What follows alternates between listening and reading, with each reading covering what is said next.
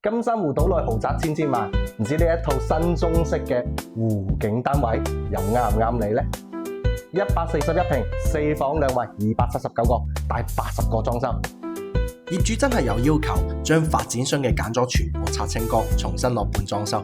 電視背景牆同成個廳都係瓷磚上牆，好睇得嚟又易打理。景觀陽台同客廳打通咗，再做風窗，成個空間開闊晒。淨係風窗同全屋中央空調都用咗20個。玻璃窗望出去係金珊瑚公園2期，同前面棟樓比景觀一啲都唔輸蝕，但價錢就親民好多啦。入戶門口呢度鞋櫃已經整理喺度，都係到頂嘅設計。隔籬呢間就係麻雀房啦，最正嘅係可以一邊打麻雀一邊望江景，約齊腳嘅話真係可以玩足半日都唔悶啊！全屋嘅中央空調係裝嘅係大金，品牌有保證。廚房一樣重新打造過，拆走晒原有嘅櫥櫃，重新訂造兼裝埋中央空調，煮飯嗰陣就唔會煮到成頭大汗。成間屋行新中式風格，用咗好多木色嘅家私，全部原木做嘅真材實料，摸落去手感一流啊！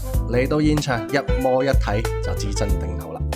休息區有3間房，2間向南，陽光充沛，1間望湖景，朝早一起身就心曠神怡。主人房係套房設計，但係獨立衛生間，私隱度同方便度都滿分啊！業主拆晒原有嘅裝修，重新打造，呢份追求真係難得。而家間屋保養到99新啊，家私家電齊備，拎包即可入住。如果呢套141平新中式4房啱你心水，快啲留言話我知啦！記得點讚關注哦。